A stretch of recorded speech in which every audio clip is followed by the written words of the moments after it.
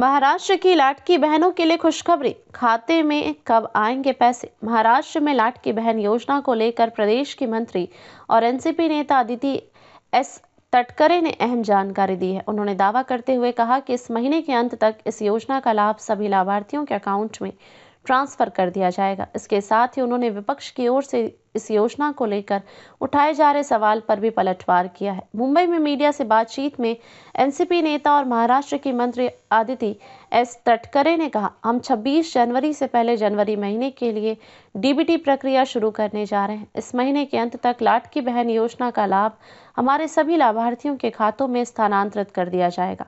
उन्होंने आगे कहा, हम ज़्यादा से ज़्यादा यही प्रयास कर रहे हैं कि लाटकी बहन योजना के लाभार्थियों को हर महीने का लाभ उसी माह में मिले। दिसंबर में लगभग 2 करोड़ 47 लाख महिलाओं को यह लाभ प्रदान किया गया था। इस महीने में भी ज़्यादा नहीं, जिनके कुछ कंप्लेंट आए हैं या डुप्लीकेशन हुआ है, जिन्होंने 2 योजनाओं का लाभ लिया है, ऐसी उतनी लाभार्थियों की संख्या कम हो सकती है।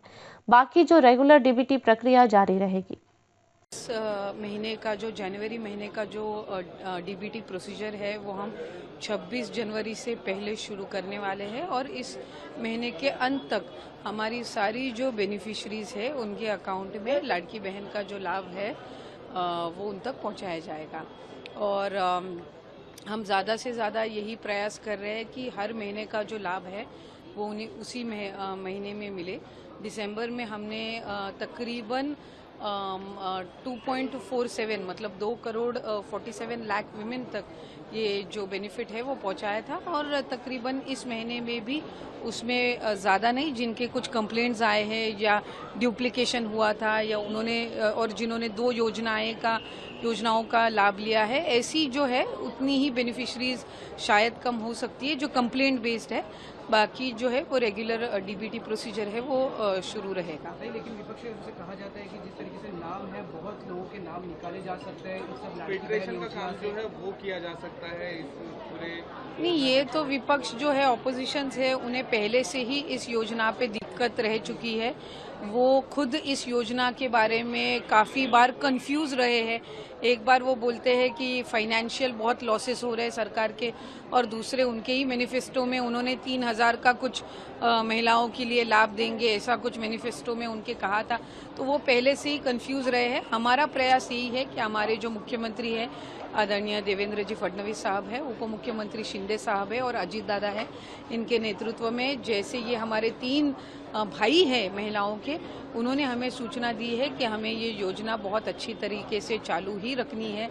आगे भी ज़्यादा से ज़्यादा महिलाओं तक ये लाभ हमें पहुंचाना है और वही काम हम करते आए हैं। तो हम विपक्ष के जो इन योजना के बारे में जो मुद्दे हैं, नैरेटिव है, फेक नैरेटिव है, उस पर हम ज़्यादा ध्यान नहीं दे रहे।